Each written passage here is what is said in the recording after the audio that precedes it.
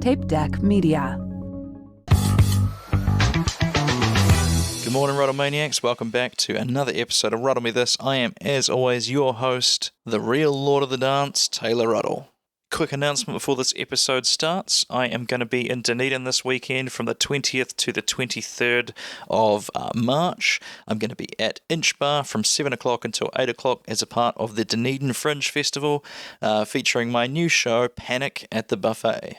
If you've already got tickets, then that's fantastic, but if you don't and you want to help me out and you know somebody in Dunedin, send them along to my show. It is a show about 5 separate occasions in which I had an overthinking panic attack and the hilarity that ensued afterwards. I'd love to see you there. It's going to be a fantastic show. So in today's episode, we are doing a 10 Tiny Joys with a local-ish stand-up comedian called Tom Lucas. He moved to Christchurch recently, I think, for a job, but before that he was running a lot of shows up in Hamilton, which for those international listeners is in the north part of the North Island of New Zealand. As we talk about right in the beginning of this episode, I was able to bust out my old Yeti microphone, which any faithful listeners of the podcast will remember that's what I used to record on before I got this new Samsung mic. And I have to say, I am actually shocked at how well a single Yeti sitting in the centre of the table picked us both up. It really blew my mind. I thought the Yeti wasn't a great microphone for recording podcasts, but had a bit of a listen through, and even cleaning it up, it sounds really good. So I think I'm going to have to try and organise a few more in-person podcasts, as it is just a lot of fun. I sort of forget how much fun you can have doing a podcast with someone in the room with you, so very much a good learning experience for me, and I really enjoyed the podcast, and I hope you do too. So with that, please welcome to the show, Ruddle Maniacs, Mr. Tom Lucas, everybody.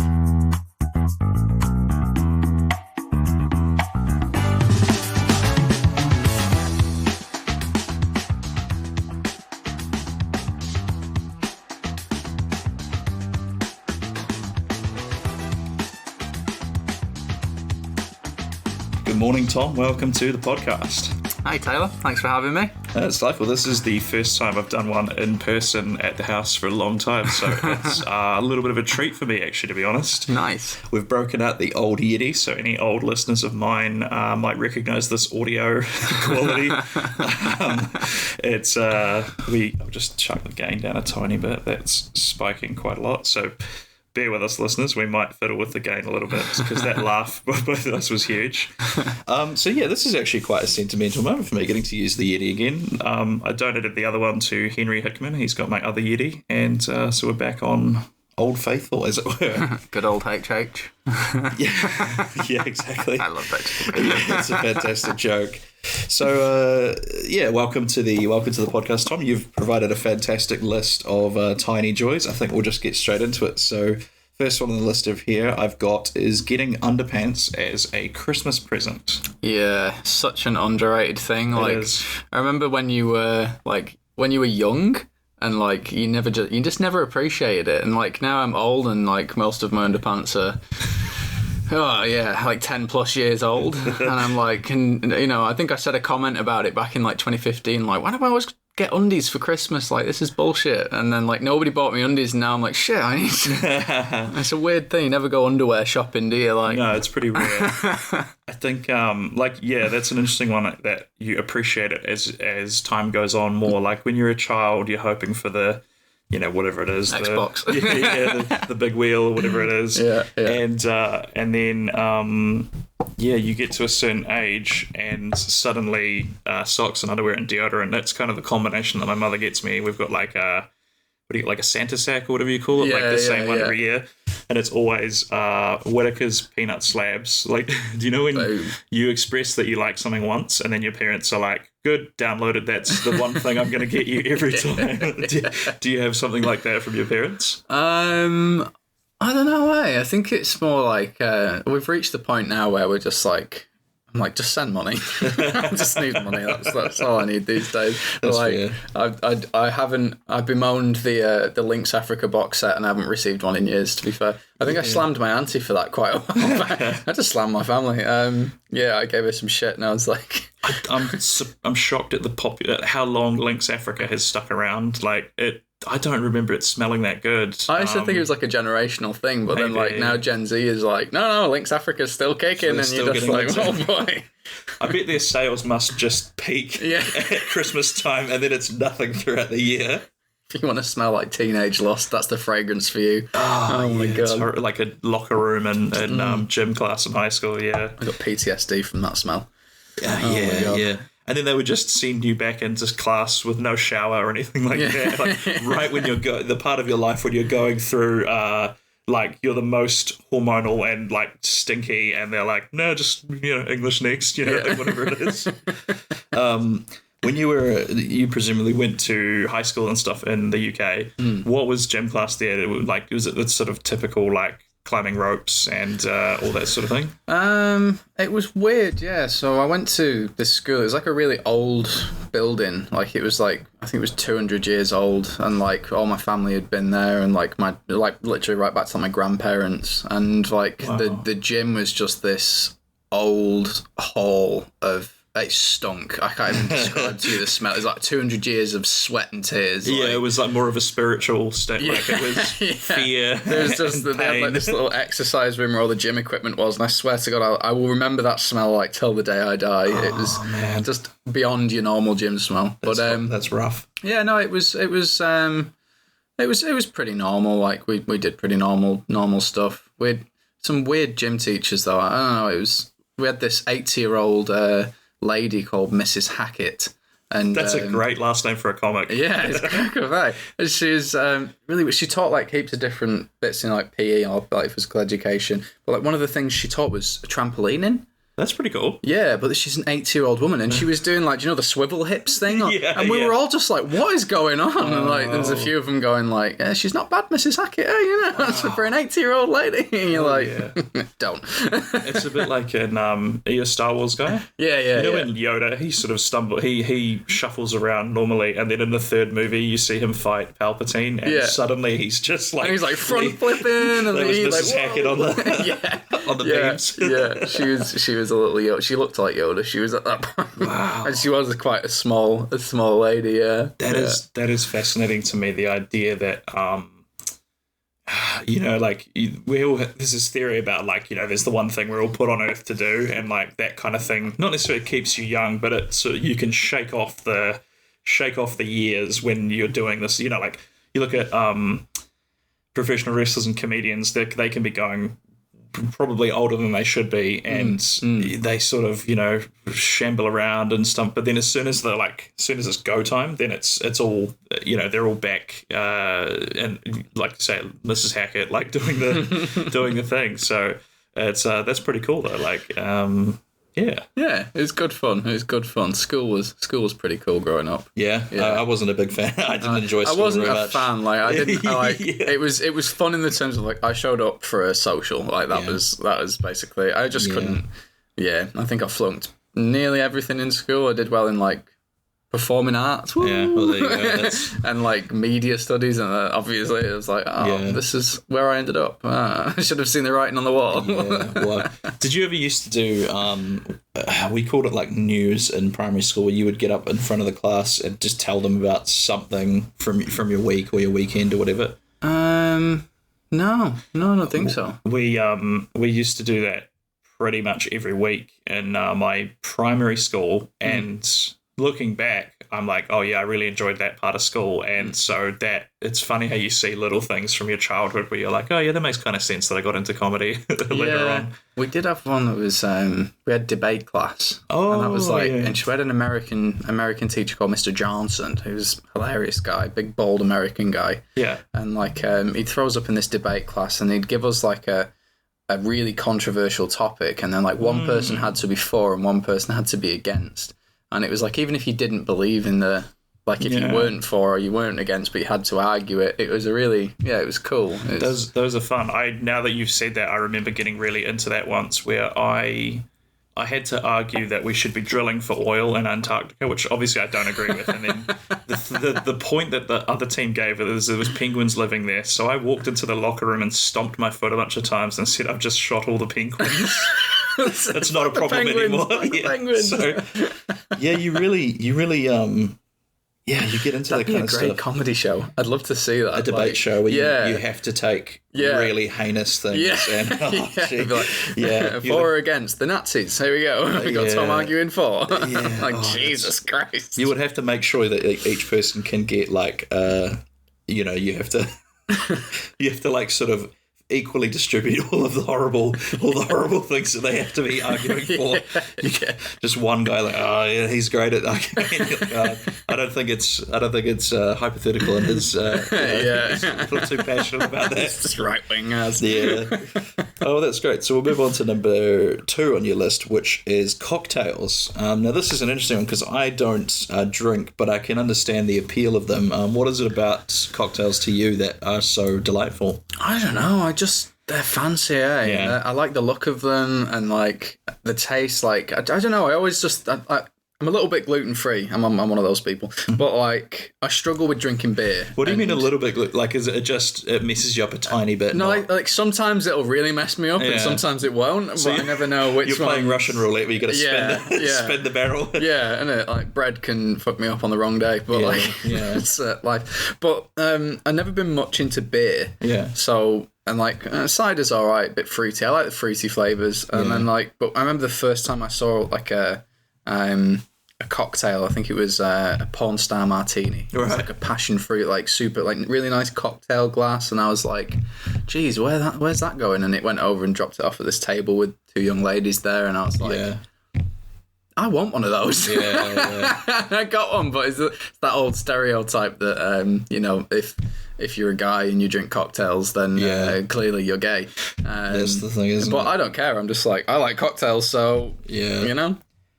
So did it end up becoming your favourite cocktail in the end, or have you since like discovered one that you like even more? I like this one called an old fashioned. I've heard of it. What does that have in it? It's like you put basically. I'm gonna get trashed here from people who know cocktails better than I do, but there's like a short glass and some ice, and then you put some whiskey in it, and you put some orange bitters in it, and essentially you just keep stirring it so that the ice slightly dissolves, and it tops the drink up. So it's almost like a shot of whiskey, but like with a bit more flavour, like a bit of orange, and it's nice. It's nice. Yeah, I spoke about how I'm jealous of people that can enjoy craft beers in previous episodes, because that seems like a fun thing to. The fact you can just buy one in the supermarket or whatever, and they've got these cool designs on the cans and stuff. And similarly, cocktails, like you can get mocktails. People do those at certain bars, but I have to imagine it's not quite the same experience as if you're getting like, because how do you fake whiskey taste in a cocktail, right? Like, is there like a worst like cocktail you haven't enjoyed before? Oh, worst cocktail.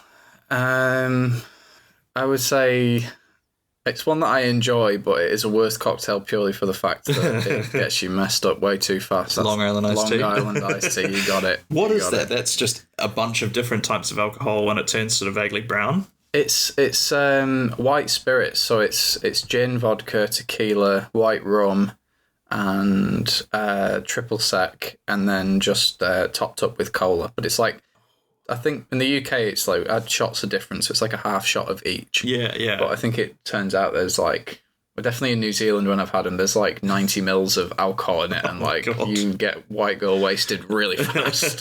Like, especially if you're me, like I don't drink that often. Yeah. But when I do drink, like I'll have like, maybe 4 or 5 of them drinking cocktails, and like, oh yeah, I've made that mistake too many times. Stood up and my legs don't work. Yeah, that's right. Wow, that sounds like a brutal beverage, eh? Have you ever thought about doing like a mixology thing and learning to make them yourself, or would that be too much of a, like, how the sausage is made, so it's not as exciting anymore? I was a bartender for a fair bit. Oh, there you go. I tried. I should have mentioned that, but I was a bartender for, I think it was one of the first jobs I ever had. Yeah. So I did that for maybe like 2 years, and then. I did it actually recently because moved to Christchurch, and then really? I couldn't get a job over Christmas, and I was like, hospitality. Went back into it and remembered why I left. I don't have the patience is maybe the wrong word, but I don't cope doing customer facing hospitality work. Yeah. Me neither. Yeah. I think it's a special type of person that can somehow, like, I don't know if they enjoy it or they're just really good actors, but it's a bit of both. Yeah, I can imagine. Not for me. Not for me. Yeah. Okay, so the next one on your list, number 3, this is the one I was really excited to talk about. This is Powercuts. We spoke briefly about this last night when you sent me the list. What are your favourite things about a power cut? I think makes me feel like we just go back to a much simpler time. And there's no internet, no problems, let's get a board game out, actually look at people and that's interesting. and have a good time. I like the board games more than anything. I think it's probably in there with Powercuts is underrated. Yeah. Well, they're sort of having a bit of a renaissance at the moment, board games. Yeah. Do you have a favourite sort of 2 or 3 you could share with the listeners? I want to give you a card game, actually, but Monopoly Deal's probably my favourite. What is Monopoly? What's the difference between Monopoly Deal and Monopoly? It's a lot quicker. But essentially, you've got like a deck of cards, and you have like money. You'll pick up 5 at the beginning of the game. You've got like money cards, so you can put in your money pile, and then you've got other cards like property cards. Yeah. And the idea is you just need a set of 3 properties. So it's similar to the game. Are you still jumping around a board? No, you're just like so it's just first 1 to 3 sets wins. Wow. Yeah, but it's it's cool. Yeah, that check it out. That does sound a lot better. Does it still tend to inspire the same fury and despondency that you see in a Monopoly game? Like, so they've managed to keep that. They've managed to keep that. See, the thing is, I really like board games and card games, but I'm a really shit loser. Yeah. So I have stormed out on quite a number of occasions. There's nothing better than a good board game row, and then just. Oh man, that's something about Monopoly. I think it's because you can quite often tell after the first time around the board who's going to win. And then it's like you're just having to sort of you just kind of have to wait until the critical mass where someone can't pay there, because I don't even know, how do you lose Monopoly? It's when you run out of money, or when someone flips the board. Yeah, that's usually what comes first. Yeah. There's probably there is probably an official rule, but what I love so much about Monopoly as well is that house rules. Everyone has the way that their house plays it. Like, were you the free parking, when you land on free parking, you just get to take all the money in the centre or something. That was a house rule that I saw at one point. I'm trying to think of other ones that I'd seen. You always get the thing of like the banker is allowed to sort of be a bit sticky fingers with the money, so long as they don't get caught. I think that was another house rule. It's chaos. It's capitalism in a board game, isn't it? It really is. And I think initially the game was designed to illustrate how bad capitalism was, but somewhere along the way, I think that message got a bit misinterpreted, let's say. There's a game of Monopoly that we played over lockdown, me, my sister, and my brother-in-law, and it actually got to the point in the game where I was trying to make deals with my brother-in-law, and my sister was just not having it. Oh, she was and she was threatening him. She was like, "If you don't do this, there's no blowjobs for 2 months." It was. It was absolute chaos. So we were just like, what? She's the one that's metagaming a little bit, eh? Yeah. I was like, you can't threaten that. That is such... Some people take it so seriously, eh? Yeah, we're like that in my family. Everyone gets on board. That's funny. I may actually take a photo of this setup for the listeners. We're we're recording this podcast on a velvet mat that, I wonder if you can hear that. Yeah, it's nice. And so it is a mat for a game called Twilight Imperium, which my flatmate and his friends, pretty much every time it's a public holiday, they'll have like a big 7-hour long game of it, and it's this big, it's like Super Monopoly. They put down tiles for the maps, and it's almost like Risk as well. They're putting little figures on the board, and I don't quite understand how it works, but it goes for a long time, and they seem to really enjoy it. And that has a very similar level of like saber rattling and threatening each other and all that kind of thing. So maybe that's like the next step for Monopoly. I'm not too sure. Do you have a particular power cut memory that sticks in your mind, like either from your childhood or from recent times? Because I haven't had one in a long time. Yeah, I think it's happened a few times in Hamilton, like when I've been back up in Hamilton, and it's just like it's one of those days. Like the work that I do in my real job, like I work remotely a lot of the time. Yeah, and like when we had a power cut, yeah, it's just great. Everything went off, no internet. Just text the boss like, power's down. I'm just gonna have to take the afternoon off. Can't do anything about it. It stayed off like all afternoon, and I remember like I just had the best day because I was just like, I can just chill out and like don't have to worry about anything. Like I played my guitar a little bit and just, you know, yeah, it's just nice and easy, nice and simple. So when were you in New Zealand when the lockdown happened? Yeah, so I flew out here like March 2020, and literally I got here and then 2 weeks later we went into lockdown. And then they shut the doors behind you. And like, that's the last one. Welcome to New Zealand, and don't go anywhere. How did you respond to the lockdown? Because I was someone that my job sort of could continue, so we were doing remote stuff, but put it so, my experience was not of a holiday, but I had some friends that were in like construction and stuff, and they literally couldn't work, so they just were, you know, making their way through the box set of DVDs they've been working on, and they just had a great time. How was your experience during that? It was pretty tough. I mean, like I was 23 when I got the flight over here, and then I went into lockdown, and kind of nobody knew what was going on, and it's like, you know, do I go back home? Like, is this we're all gonna die times? Because we didn't know it. True. We forget like just how mental it all got there for a second. Well, yeah, I think that's one thing we don't, or people are minimizing slightly, is the uncertainty of the time when it happened. Because I mean, it's still going now. It's what, 4 or 5 years later, and I knew someone last week that got COVID, and yeah, that was a big thing. Was the just being like, what on earth is going to happen was a big one, especially if you're far from home. Like, it wasn't the time to move to the other side. Well, actually, no, but it was the time to move to the other side of the world. It was pretty good. I suppose there's worse places you could get stuck than New Zealand, because I have a friend that's in London, and he was sort of telling me about just their entire kind of lockdown thing, and it sounded like a lot worse than what we had here. Yeah, well. My sister, I flew over to see, like, I was staying with my sister when I first got here, and they were staying on Mount Ruapehu. Yeah. And, like, right in the national park in a place called Whakapapa Village. Yeah. So, like, when I flew in, we were, like, straight in the national park. We went into lockdown, and then they locked the national park down, so they're basically saying nobody can come in, and, like, you can only go out if you're doing shopping. So we basically had the entire national park to, like, there's a village of 50 people. Wow. So, like, we could go on all the walks, and, like, there was just no... But, yeah, it was the most surreal experience, like, that's ever. Awesome. It was just us and 2 volcanoes. Like, it's crazy. You're, like, almost living... do you remember I Am Legend, when he's, like, the last person left? Yeah. I was going to say as well, like... it's fascinating to hear the places that people got locked down. There was a comic who was staying... He was coming over for the fringe circuits, and then, you know, the borders closed, and he ended up isolating for that first big, like, what is it, 4 or 5 months or something. But he was in Wanaka, which is like one of the most beautiful places in the South Island. So he had a pretty good experience there, I think. Yeah.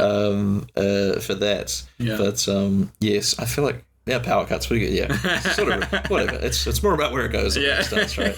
So we'll go now. So you initially had this one as number 1, but I thought maybe we should shuffle this back a little bit just to ease people into the podcast. So this one here is the morning poop after a coffee. It always gets me every single time. It's an interesting one because, like, I feel like most people would probably not want to admit that they relate to this, but they definitely. In the back of their mind, they're going, "Oh yeah, that is pretty." There's nothing. There's things better, but it's it's up there with sit down wheeze. Like if you ever just go for a nice sit down wee to rest your legs a little bit. The thing for me is I've been a corporate worker for like the last I don't know, like 8 years, and I hate the corporate environment. Like so. as much time as you can spend away from your desk, like I would deliberately drink 6 coffees just to make myself have 25 minutes on the loo. It's funny how those 2 breaks in corporate life, smoke breaks and toilet breaks, are kind of freebies. Yeah. And I don't know. I'll say this now because I'm definitely not going to go back there. But I used to time a toilet break just before going on my break, and getting like an extra 5 minutes. And you know, I always wonder if managers are taking notice of how long people have been away on their breaks, but I never got called out on it, so I have to assume no. Did you ever... I don't understand the people who are like... These people who really love corporate life, the people who like won't go to the toilet, like, oh, I'll go for a number 2 anyway, like, until they're on their break. Oh. Like, and I'm just like, no, we all have that thought though, like when you are doing a number 2 and you're not on your break and you're thinking, I'm getting paid to have a poop. This is great. I don't think I've ever encountered anyone that was like that. Or certainly not making it known to me that they were. We're all thinking the same thing, Taylor. Well, no, but the one I meant was that waiting until their break to use the bathroom. Oh, yeah. No, I've met a few of them. Yeah, they're not fun people. That's fascinating. But I think there are people that seem to enjoy the corporate lifestyle. I definitely wasn't one of them, but I think it correlates to how well you're paid and how stressful your role is, because like I was a graphic designer, so I was right at the bottom of, the order comes from the top, it gets filtered through a bunch of people, and then it's like up to the designer or the engineer or the person at the bottom that makes it happen. So you're essentially just you're the last one to hear about it, and you have to then be the first one to like make it happen. So not super enjoyable. But there was a tweet I saw ages ago that summed it up. That was like, how do I get one of those jobs where your title is like executive manager of project development, and you just send an email, then you go for a coffee, then you have a meeting, and then you go home. And so like, there were some people that did that role and they seemed pretty happy. So yeah. Oh yeah, it's great if you're not the workhorse. Yeah. I was exactly the same as you, but on the marketing side. Yeah. Like it was like a. So you would have been like one step above me, probably, in that where. Oh, I don't know. Like I've worked with graphic designers as well, and it's the same. It's the same level of bullshit that you're going through. Just middle management constantly giving you too much, and then being like, oh, why has he gone off on stress leave? I used to get so many emails that started with the phrase, oops, I was supposed to send you this last week or something, and then they would all end with, can you get this to me by end of day? You'd just be smashing your head on the keyboard like, no, I cannot. I hated it, bro. I still hate it. I still work in it. Yeah. But I mean, we won't talk about it, but you seem to be making some moves that you might not be a corporate slave going forward. So fingers crossed. I wish you luck in that, because we could almost probably. Have you ever been self-employed before? Last year I went 9 months. So 2023 I did 9 months out of the 12. Just running gigs and that's doing right, of course, comedy. It was great. Really enjoyed it. But there's certain aspects of it that I find challenging. Like a lot of it, I really underestimated how much of it was going to be just managing personalities. And I'm not a people person, so I can relate to you there. I find it a struggle at times. And what's shocked me is I won't name and shame any like people that I've worked with, but I've had people that have like really screwed me, and then when we finally get the thing sorted, they got in touch like straight away to like, hey, we're going to do it again, and you're kind of like, are you kidding? What? But then I think that's just how business is. It's you sort of have to just keep moving forward with this relentless like you almost have to have the memory of a goldfish and kind of just, okay, we're not gonna take that personally, and we're just gonna like push on ahead. So it's bizarre because I'm someone that takes things very personally. So same. It's one of those things like dealt with some characters like running gigs, and if comedians are listening to this, which I'm presuming you are, please look after your producers. We are very stressed all of the time, and it is a ridiculous amount of work to... It's thankless work too. It is. Like, it's very, very rare that you get a thank you in the other direction. Yeah. But like, I don't know. It's one of those, I think, especially from a comics personality, being a producer's helped me out heaps because, like, I know how to act with other producers now. Yeah. And, like, I'm always the first one who's like, thank you so much for the spot. Thank you for putting on the gigs. Like, wherever it is. Yeah. You know, just let them know that, like, thank you. Because it's like, I think you said the other day when we did Rolling Stone and you were like, it's so nice just showing up and not having to worry about, like, I can just be a comedian. Yes, yeah, absolutely. I've felt that since I've been down here. It's like being on a hiatus. It's great. Yeah, I think all comics should have the experience of running their own show because, like you say, then they know, oh, I've been horrible to producers before, and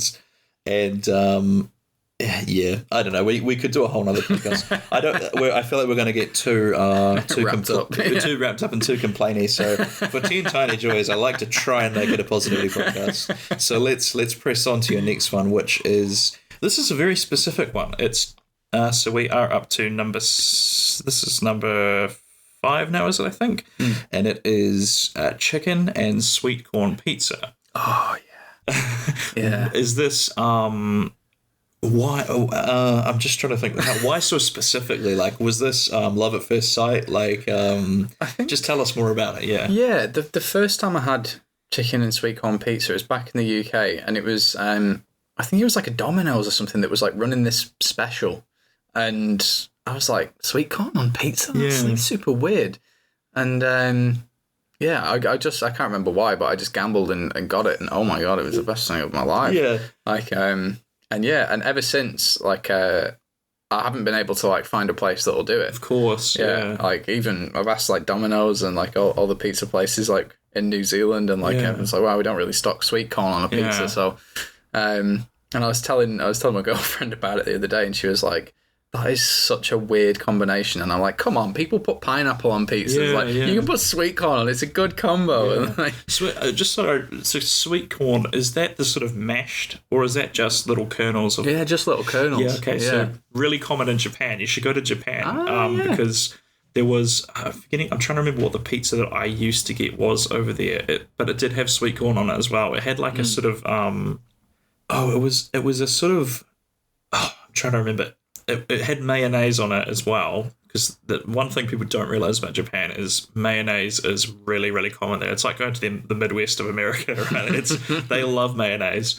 And yeah, there was little pieces of sweet corn on it. So if you're ever planning a trip there, hit up a Domino's and you will see like 7 pizzas you can get sweet corn on. So it's worth doing. Also, I used to work at a pizza place, so I do pretty good from scratch pizza. So if we ever do like a comics get together, I'll make you a chicken and sweet corn pizza. That'd be amazing, bro. Is it just chicken and sweet corn? Do you put like, obviously there's cheese and tomato sauce, but is there anything else? Cheese, tomato base, and that'd be mean.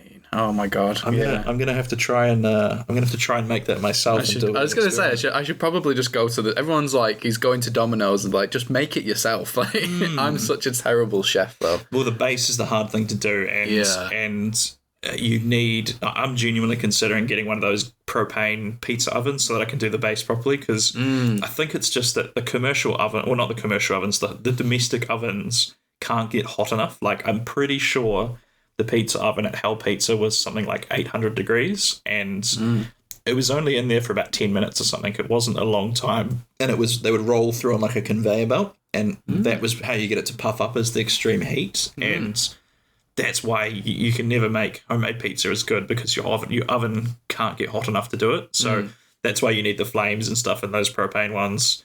I think that's why it bubbles a little bit as well. So that's the secret to any listeners that were wondering about it. I actually didn't know. That was a cool fact. Well, I like that. If you're not laughing, you're learning on this podcast, right? So then we've got number 6, which is people that thank you when you let them cross the road. Oh, my God. Yeah. I'd be honest with you. I haven't seen whether New Zealanders have the same level of road rage as... I'm presuming you guys do. Maybe not. Yeah. We have a lot of traffic in the UK, and like, my road rage is... I don't know. Like, I enjoy road rage, don't get me wrong, because it lets me get all you get it all out the of other system, stuff that's going on in my life comes out when I'm on the road. But, like, the thing that stresses me out is, like, and it definitely is a New Zealand thing, but people don't always say thank you, like, in every other situation. Walking around the supermarket and a lady comes around, bangs into my trolley, and, like, didn't even say sorry. And I'm like, that for me as a British person, I'm like, how rude! Like, how dare you?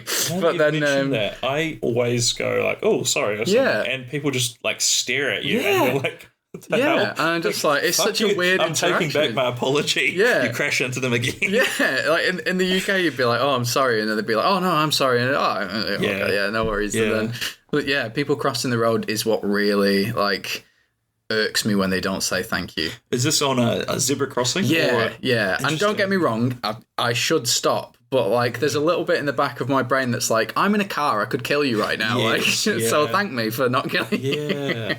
I've always found that I get angry when people run out into the road and you have to do something to to slow down, not to hit them, because you're kind of like, you're making me save your life right now, and you've just made a dumb decision. Like, I don't know if I want to or not. Like, I don't bother. I just maintain course. I've got to leap out of the way. If you get run over, you're going to learn something. So then what would be an acceptable, is it a little wave or... a nod. Like the nod can be a good, or the hand up is the creme de la creme. Like, any one of those, just some kind of acknowledgement, even just the odd, like, the smile, the little half smile. Or even just sort of looking over and acknowledging that the car is there. So, and I'm like, what a good person. Have a great day. And if someone doesn't do it, I'm like, I hope you die. I hope you never make it to the other side of that road. Just like, psychotic thoughts. It's fascinating that I think it's the disconnect between being in a car and being on foot is people are way braver with being rude to each other, I think. But it's like you say, even within the supermarket, people are still stare at you with this bewildered kind of, like, it's like they're shocked they've run into another person in the supermarket, and you're like, where do you think you are right now? But yeah, the confidence that people have, especially because everyone in Christchurch drives these big, like Ford Raptor, 4x big ridiculous, and they're pristine. There's not a spot of mud on it. That they're just driving from Rolleston to town every day in it. It's a pavement princess. Yeah, that's a great name for it. I think Mirabelle Tractors was another one that I've heard people refer to it as. For the listeners outside of Christchurch, Mirabelle is our sort of hoity-toity rich suburb, and Tractor is a tractor. A tractor, I hardly know it. Nice. Get the puns in. And King of puns. Pundertaker. That's going to be a show. That's a show I'm eventually going to do as the Pundertaker. I love the names of one-liner comics. Like Darren Walsh has Punderbolt, which is quite a good one. Gary Delaney had Gangster's Paradise, and it's him just holding a shotgun on the on the thing, which was great. Okay, Taylor, getting back on topic. Where this is what happens in person. Is it's way too much fun to just dick about. Yeah. So then I was going to say one more thing about the people that thanking you when you let them cross the road is it's one of those little moments in life where you get to be like the Roman emperor with the thumbs up and the thumbs down. You get to be like, I always really enjoyed when the pandemic was happening and at McDonald's you'd go through the drive-thru and they would put that stick with the EFTPOS machine onto it, and you just had to barely just lift your hand a little bit with your card to do it. And it's just this fantastic feeling of like power, like and I'm just a king. Yes, take the money. It's nothing to me. And just these little moments where you get to feel like you have some kind of power over someone, which is like letting someone cross the road is one of those ones like that. I very rarely let people into traffic. But that's an awful admission. I know. So here's the thing, but so I'm an overthinker, and I'm always really worried about the person behind me is not going to react quick enough to me stopping. Yeah. So it's more of a fear for my own, like, because I don't really have the money to replace my car if it crashed. I mean, I'll do it if we're stopped, but when we're driving if we're moving along, I won't like slow down and stop to let someone in, if that makes sense. It's not, it's not, I imagine it's not honourable or whatever you would call I it. get so mad at people like that. Taylor. I was like, merge like a zip, merge like a zip. Oh no, I'll let people in that if we're merging, but if they're trying to pull out from like a parking lot into the road, right, I get you. I definitely merge like a zip, absolutely. Okay, yeah. okay, No, I'm with you on that I've one. been worried there. I just plant my little style in. No, I definitely let people in that way. But what I meant is like if they're waiting to come out of like a parking lot or something, then I'll never like kind of like slow down or stop and let them in. I kind of just like, you can wait for a break in the traffic, and that's, On the power dynamic, one thing I have noticed in New Zealand that like I really like is, do you know when you see like the guys who are working the roads? Yeah. The road workers? And like I saw my brother-in-law do this like when I first moved over, and he gives them like a little wave like under the, it's like just a discreet New Zealand kind of wave, like the hey. And I started doing it to people, and obviously the road users do it back. They're like, hey, then and nobody can see what we're doing, by the way, but we're doing the road users wave. You all know what it is. It's just sort of the flick of the fingers off the steering wheel, And I remember that I went on a really good streak of, I got like 10 in a row, and then one guy didn't do it to me, and it ruined my day, and I was so upset. I was so upset with it. Anyway, moving on. That's really funny though, because it's a bit like, I don't know if this is a New Zealand thing, but when people get off the bus, they'll say thank you, driver. To the bus driver, and I've definitely scowled at people when it was 3 or 4 people get off the bus and everyone except for one says thank you. I'm just like, you ungrateful bastards, how dare you? This man got us safely to our destination. Whatever it is. Thank you, Captain. That's great. All right, so number 7 is a versatile jacket. Oh, yes. Are you an outdoorsy kind of guy? I'm not really, no. This is like, I don't know, I like a jacket that's good in all different types of situations. You've probably seen, I wear it all the time for stand-up because it's my weird little vibe. But it's like a grey jacket. It's got a zip front. That's very important. I won't have any of these button-up jackets. Oh, wow, it's not. Shackets, they're a nightmare. I don't like it. A good zip, a collar, and pockets, lots of pocket, maybe a hidden pocket. Pocket is like, oh. What do you like to keep in the hidden pocket? Oh, I don't know, nothing really. I just like the option. You just like to know it's there. I can understand it makes that. me feel better. Yeah. But then like it'd be one of those jackets where you won't go with the hidden pocket for like months, and then one day you'll need it, and you'll go in there, and there'll be like $20, and you'll be like, I love this jacket. Some gold doubloons in the pocket for you. I love jackets. Do you have a particular brand that tends to make a good jacket? No, I actually struggle with New Zealand with trying to find clothes that are like, I think the last jacket I bought was from where was it? I actually think it was from Hallenstein's, which I have been trashing recently in my stand-up comedy. You're just integrating into the New Zealand culture. Yeah. I think it's part of our citizenship test is you've got to put an insult down about Hallenstein's. At least once. Yeah. No brands in particular. I did buy I bought not a Levi's, what they call Carhartt. Yeah. I bought a big Carhartt jacket the other day, and I thought like it was, I don't know, I like the kind of, in Carhartt, like in the US, Carhartt's like a tradesman type vibe. Oh, yeah, okay. And I liked the idea of it because it had multiple pockets, and I bought it. It was like the middle of summer. It was like 30 degrees in Christchurch, and it arrived, and it was like a winter jacket. I didn't realise it was like duck lined. And I was like, I'm gonna have to send this back. I'm dying.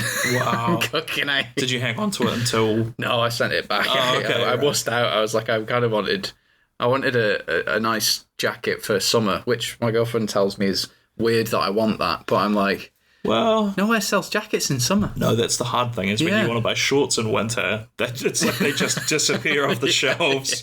And it's like it's impossible for people to wear shorts in the winter. Actually, are you a shorts guy? I do like shorts. Yeah.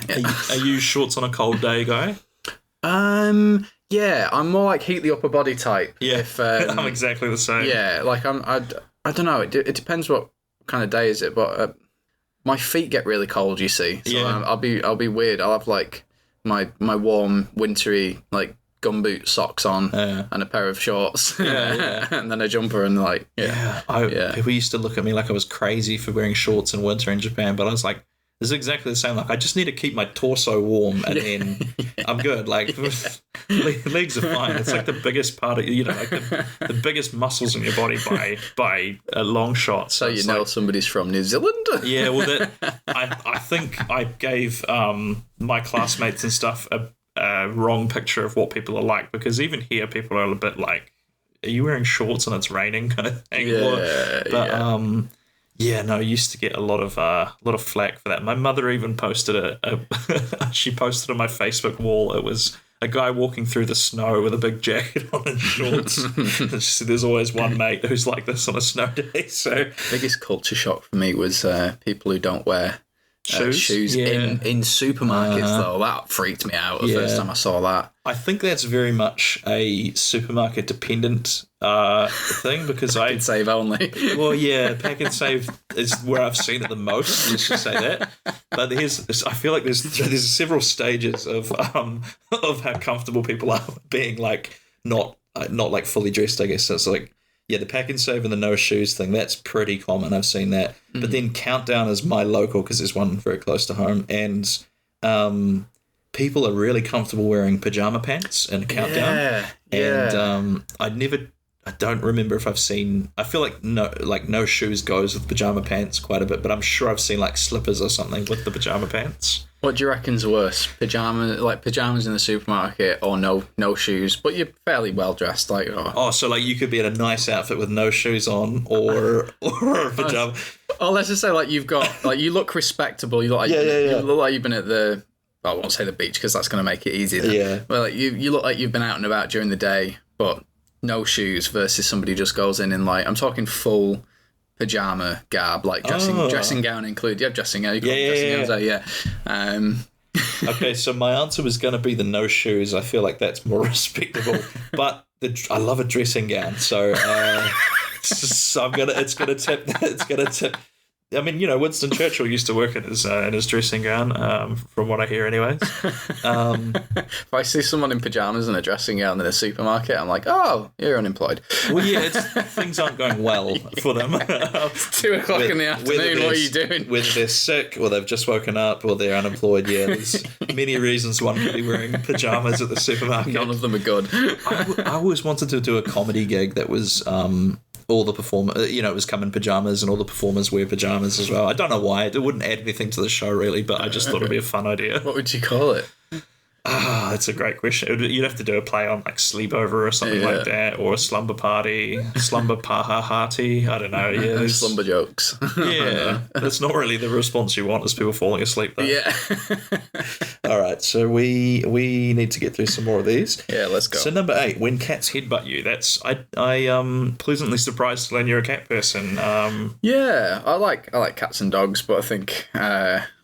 I think earning a cat's affection is way more harder than earning. Like, dogs are just like, I love you, man. Yeah. And cats just like, you get the headbutt. Oh, ultimate seal of approval. It is, isn't it? Yeah. You are a cool person. Yeah. Nice. Have you had many cats growing up?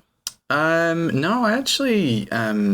So my parents had dogs for ages. Like just one, but like had a dog for like 20 years, and then the dog died. Obviously. But, as dogs tend to do. Especially 20-year-old ones. But yeah, and I had this weird idea. I was like, I'm going to get my mum a cat because she's a narcissist. So I was like, I'll just get her herself in feline form. So that was, got them a cat, and my dad was the most against it. He was like, I don't like cats. Yeah. And he's like, I'm a dog person. And oddly enough, the cat is like most fond of him. Yeah, it's like, always the case. Like sit on his face when he wakes up in the morning and shit. It's really funny. It's always the case with animals. Like, I'm not really a dog person, but something about that makes dogs like me, because I think it's because I'm not in their face trying to be all like, come here and stuff, that kind of thing. And so they are like, yeah, he's good. Like, I'll go and sit next to him. And I think it's the opposite. I know. I had a grandmother that hated cats, and so naturally the cat would be like, you. Perfect. Yeah, you are my favourite. Yeah, exactly. So they react to people like not wanting anything to do with them, eh? Yeah. I think it's because eye contact is very aggressive for cats. They don't like eye contact. And I think they get used to it from certain people, like if you stare at them, but I'm pretty sure from strangers and other cats, staring at each other's eyes is really aggressive to them. Like they'll do that thing where they stand side on and they sort of become like an engine. Oh, the arch. Yeah. But they always keep the eyes forward, so it's like something to do with the Karate Kid, look eyes, always look eyes. I don't know, maybe maybe the cats have learned Miyagi-Do. I don't know. If do right, no can defend. Anything else about cats you'd like to add to that one? I do. You know those cats you meet that headbutt sort of too hard, and you're like, what are you doing? Like, settle down. All right, so number 9, driving through a petrol station just to clean your windows. Oh yes, I like that. So that's you won't fill up on petrol or anything. No. I just like the look you get off the guys working on the desk. Eh? Do you pretend like you get out of the car and you open the pump thing? And No, I just literally pull up and I'm like, I am here just to clean my windows. Like I jump out, and it's quite funny because you see the guys like looking like, oh, he's gonna do his windows and then he's gonna do his fuel, right? And then like I do the windows and then jump back in the car and I'm like, see ya.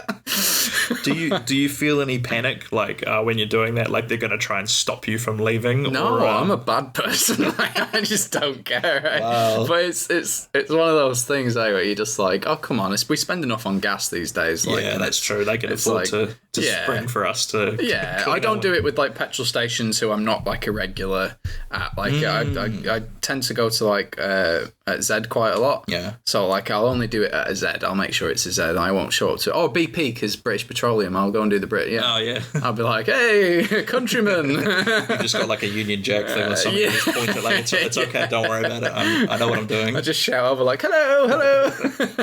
It's going to wash my windows. You start using your received pronunciation when you talk to the guy, just so that he knows you're in charge. Yeah.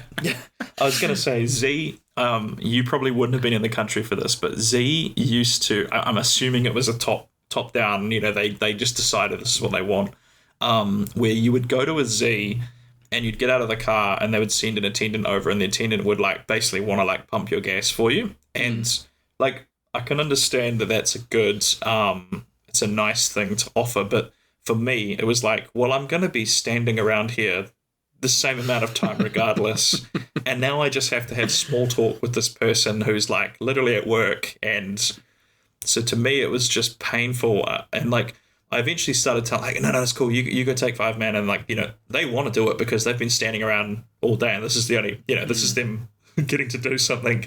And so it was just an awful situation for both of us. I read something about that the reason, because they do that, a fair few places in the States do that as well. Yeah. And the reason they do it is because apparently it makes it more awkward for people who, like, people who show up and they're like, I'm just going to put $20 in. Yeah. Like, they do it to essentially, like, because you'll fill up your... Oh, but I mean, sometimes they do ask and they'll be like, how much would you like to fill up? But like, so the guy would just fill it up without that's it. the thing. Oh, yeah. Man, So that's it's like dirty. it is. It's messed up. I'm going to start stealing from them. I'm going to start stealing water. Just go and wash your windows in there and just walk out. Like... Oh, that's so dirty. Did you ever hear? This is a good story to tell on the podcast. Did you ever hear about the Tabasco? How they increased their sales by something like 10% in 1 year, and it was you didn't hear the story, so I'll tell this on the story. I heard this. It was I don't know what the setup was, but somebody, I'm assuming he must have been a business guy or something, came to Tabasco and they said to them, I've got a strategy that will boost your sales by, let's say it was 10%, whatever it was.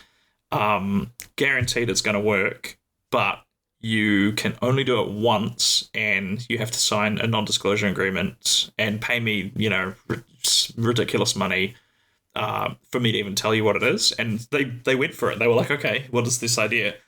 And the idea was just making the little hole at the top 10% bigger because people would go through it quicker. And so they had to buy it more regularly and their sales went up by whatever it is, 10% that year. And then they couldn't do it. They can't just keep making the hole bigger every year. I guess like you could to a certain extent.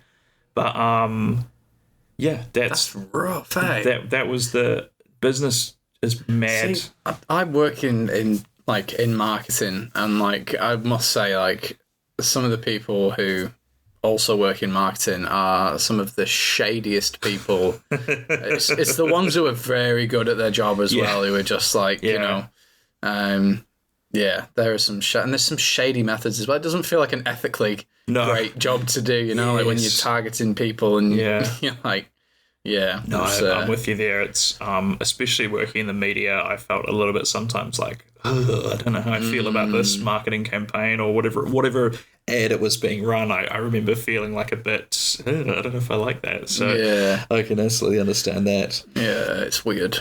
Alrighty, so number 10 on your list, and we're coming up basically in an hour, so this is perfect timing. Nice. A pie on a barm cake. What is a barm cake? Okay, so it's for the listeners. Tom just perked up there. I saw the delight in his face. So a barm cake is, I'm from Manchester, right? So like every place in the UK and every place in New Zealand has like a different word for what a barm cake is. But a barm cake is essentially like a bread bun, I presume you guys call it. Right, yeah, like a bread bun, a little bit softer. Yeah. It's nice and it's like a burger bun but with no seeds or anything like that. Yeah. So that's a barm cake. But a pie on a barm cake is like, it's dirty, it's filthy. So this is you slice the bun in two and you put it in between so it's like a pie burger.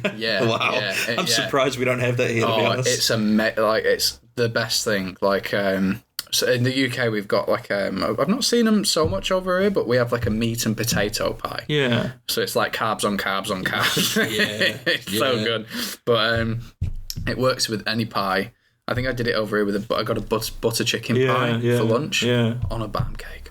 Interesting. It's incredible. So this is something you can make yourself. Would you just get a bun without... If you go into a bakery or anywhere that sells a pie and just ask them and just do it. Just do it once. I swear to God, you will not regret it. They'll look at you like you're an absolute crazy person. Would you use the phrase barn cake? Barn cake. Sorry, barn. I was saying barn as in like the thing that all the animals live in. It's weird because in the UK, in Manchester, you call it a barn cake. London, they call it, I think, a bread roll. Yeah. And then Yorkshire, they call it a bread cake. It's weird. Wow. But it's not a cake. Yeah. But yeah, it's weird. Well, it's like how the US call what we would call scones. They call them biscuits. And you're like, what? How is that's messed up. Yeah, exactly. That's messed up. Yeah. So a pie on a bun. So then, if you were going to do it here, how would you'd say, could I please have a pie on a bread roll? How would you say that to them? It's the most difficult thing to ask for. Because you go in and you're like, all right, hear me out. Yeah. And that's always a worrying thing to say to a bakery assistant. You just put your hand on there, like, stop. It's going to be okay. Yeah. Just listen. We're going to get through this together.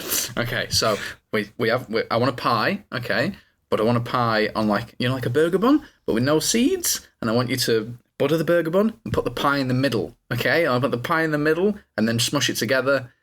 I want that. Yeah. And they're just like, okay. Just like you're It's like you're John Wick going in there and requesting like this thing, and they're just like, I understand. And then, it's amazing. Everyone thinks like I've had multiple people comment on it saying like, that's disgusting, it's carbs on carbs. It's like, just how can you even eat that and not feel like a gluttonous monster at the end of it? And I'm like, no, it's the best thing. Trust me. I don't know why it works so well, but it works. Well, I think people underestimate, because another one that you'll probably know from the UK is the pot noodle sandwich. You've seen people do it before. Yes. How do you feel about those? I don't mind it. Pot noodles are like the worst thing in the world. To those New Zealand listeners, they're probably the equivalent of our sort of Maggi 2-minute noodles, right? They're cheap instant noodles that are they usually spicy? No, sometimes you can get like chicken and mushroom flavour, beef and beef and tomato, I think it is. Wow. That's nice. Yeah, that actually sounds all right. But there's so much sodium. So much sodium. Yeah. They're good though. They're good. And that's pot noodle was the brand, right? Yeah. Yeah, it's the kind of standard instant noodle brand there. And people here do the Maggi 2-minute noodle sandwiches where I think it's just like a slice of bread, some butter, and then put some noodles on it, and then Yeah, I think people would probably call that a struggle meal. It's like probably. Have you ever had what do you call them? Chips, like potato chips. Yeah. Have you ever had a chip sandwich? I've like there's kind of a yes, but there's an asterisk to this. So like, it was a really common birthday party food in New Zealand when you have like the birthday party with all your friends. Like, yeah. If it's like a pool party or like a barbecue party or something, quite often you'll see people putting crisps or chips in the sandwiches. And I'm sure I've done it. I'm sure I've done it in my adult life. But it's like it's a specific kind of chip that it works for, I feel like, and I don't think I would have just chips in between bread. Like I would probably need to put it on like another sandwich just as like a little crunch thingy, but like it's not something I do regularly. No, like I'm on the poverty line, Taylor. Don't judge my choices.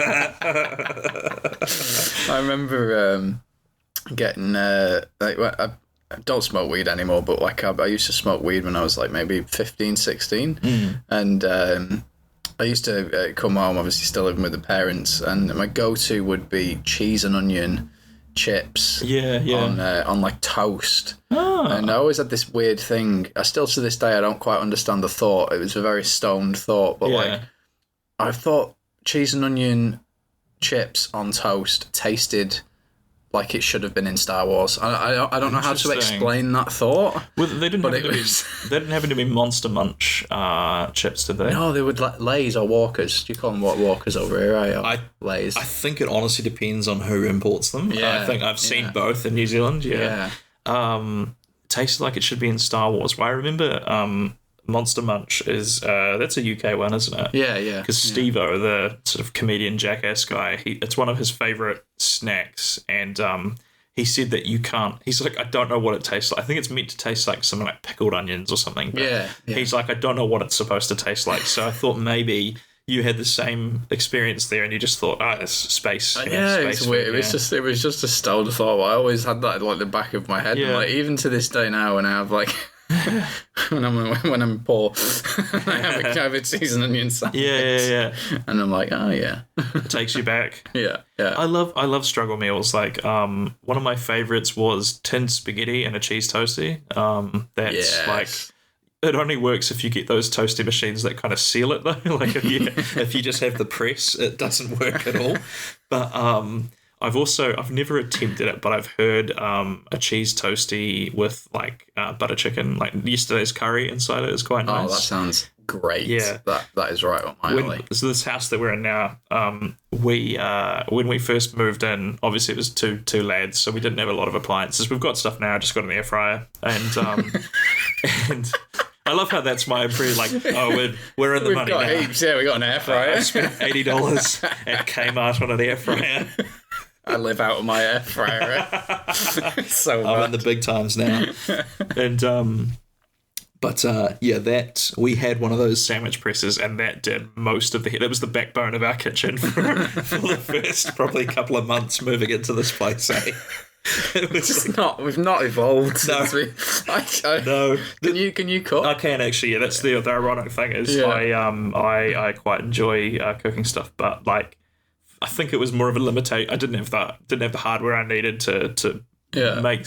You pick things up as you move into a new place. But how about you? You good in the kitchen? I get stressed out reading recipes. I can't follow instructions. I'm terribly ADHD. So Right. I don't like being don't like being told what to do, even when it's written down. So instructions, I really struggle with. Fuck you, Mother Stewart. I'm not doing it that way. Like reading my dishwasher manual, it's like press option B, and I'm like, no. Yeah. I'm gonna be a rebel. Yeah, that is really interesting. Do you just kind of, when you do cook, do you just kind of improvise, or how do you kind of get around that? The running joke in my family is there's one meal that I can cook really well. Have you had Hunter's chicken? It's different from Coronation chicken. It's like Hunter's chicken is like chicken breast with like melted cheese over the top, peppered, and with bacon as well. So it's all melted into. Yeah, it's always nice. And like, I made a hunter's chicken once for everybody, and like, this is why I also don't like cooking, because I made it once, and it was the best thing ever. And everyone was like, "Oh my god, this is like one of the best meals I've ever tasted." Yeah. Like, how did you even do that? And then for the next 7 years of my life, all anybody asks me is, "Do you reckon you could cook like hunter's chicken tonight?" And I'm like, "No, I don't cook. Like, this is me." So that initial hunter's chicken was just luck that it turned out. I think so, yeah. And so your family are just like, "Oh, Tom, he does a real mean hunter's chicken," based on one we had 10 years ago. Yeah, but it always gets brought up, and I'm like, no. They're chasing the dragon a little bit. I think it's never going to be as satisfying as that. That first one, yeah, that's what I'm terrified of. Because if I do it again and it's dog shit, I'm like, I'm in trouble. Eh? On the other hand, they're going to stop asking you to do it if you do a really bad one. So it's like, yeah.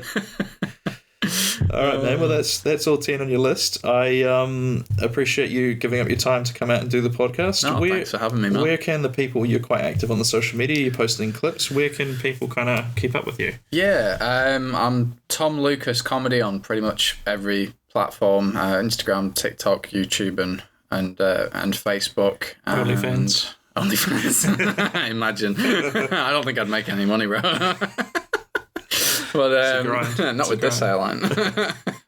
Well, you want to see it, bald man content, come and watch. And so you're going to be, do we want to talk about what you're going to be working on in the next year? Should we just keep it vague and say you're going to be working on a project in Hamilton that people should keep their eyes peeled for? Yeah. There's something coming up. We won't say too much about it because I don't want to put the comedy curse on it. As soon as you say something about it and then you put it out there, it won't happen. Mainly what I just would follow Tom on social media so that you can be in the loop for when the announcement happens, I think is the best way to do it. Absolutely.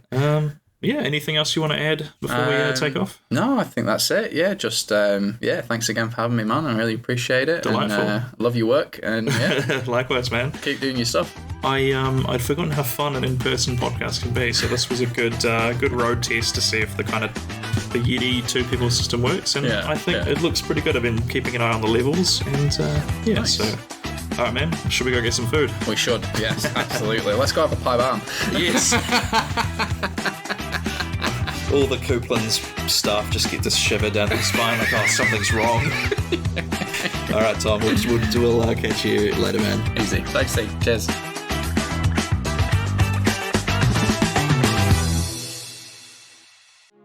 This has been a Tape Deck Media production. Thank you for listening.